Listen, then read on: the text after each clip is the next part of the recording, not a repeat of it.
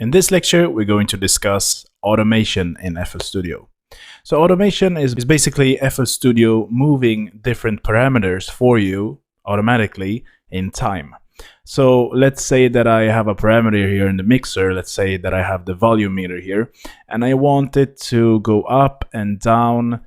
Let's say I want it to go up when the snares and hats here are introduced, and then I want it to go down slowly and slowly throughout the track. I can do that with automation, so I don't need to actually manually go and like putting it up and down like this. So automation is very useful. You can do it with every single parameter in FLStudio, and I'm going to show you how to do that in this video.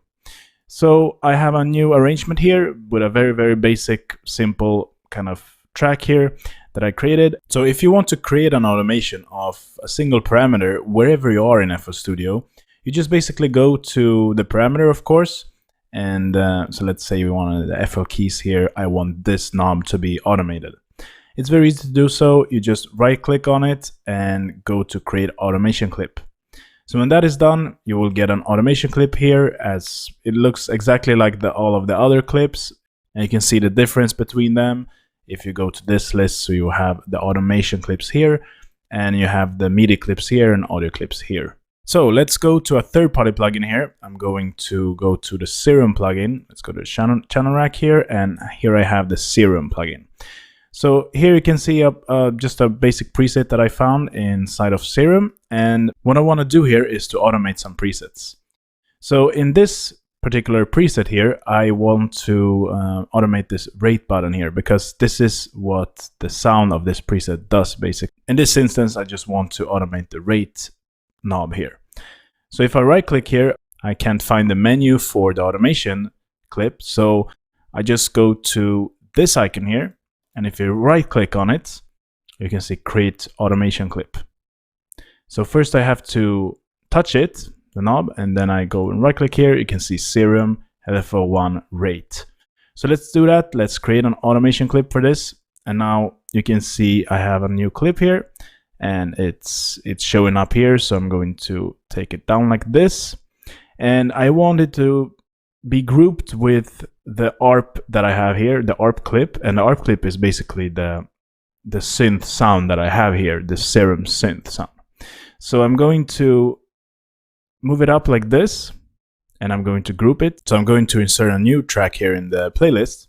So if I go to synth and just insert one, you can now see I have one new track here, and I want to move this down as well. So move down, and now I can just move this automation clip here, and I can group them together. So if I go to group with above track, you can now see the automation is now grouped with the synth that I'm using the automation for.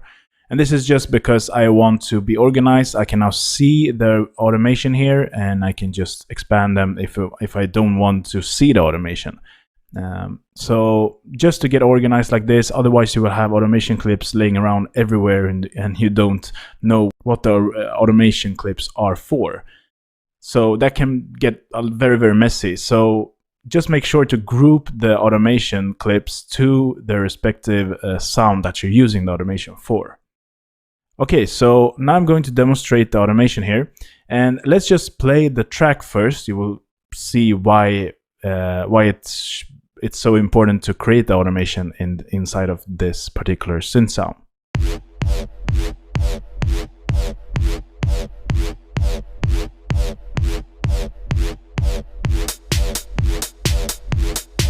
You can see it sounds exactly the same all of the time.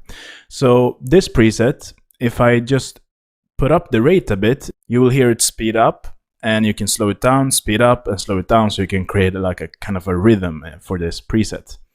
So let's just try that out manually. So let's play it so you can hear what I mean by that.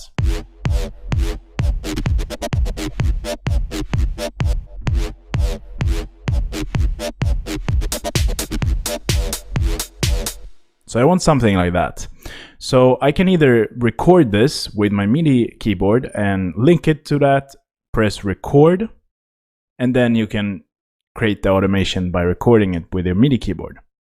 So let's try that out. I'm going to first link this to a controller. So I can first just use this rate knob just so FLStudio know what I want to control.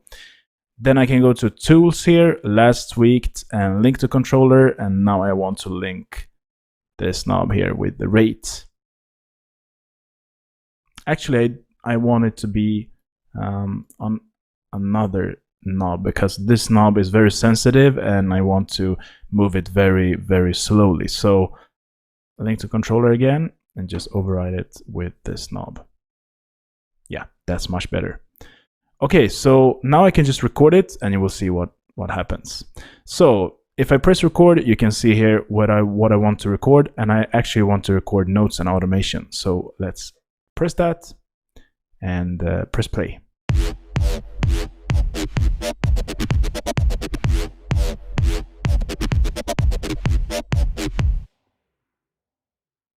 There it is. So now let's take a listen to it and you will see the automation. You can also see it here in the background.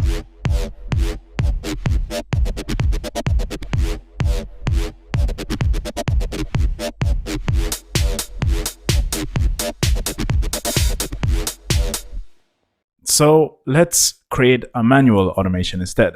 You can do it with the automation clip that we created before, but I'm going to create it for this cutoff instead, just so you can see a different way you can do it. So let's get rid of the automation clip that we created first, and I want to automate this cutoff knob here.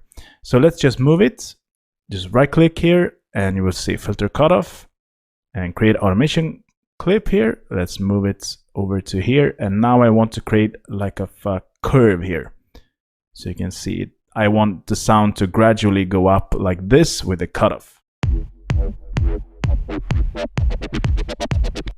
Okay, that was a bit too quick, so let's create a new point here by just left clicking, and I can create a curve like that.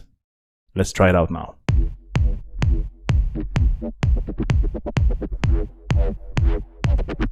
Okay, so I want to make it go full speed there. Let's get rid of that point. All right.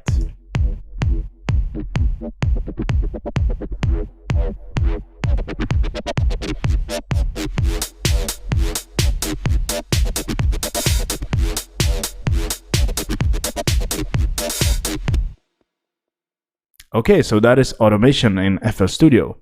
Let's see you in the next lecture.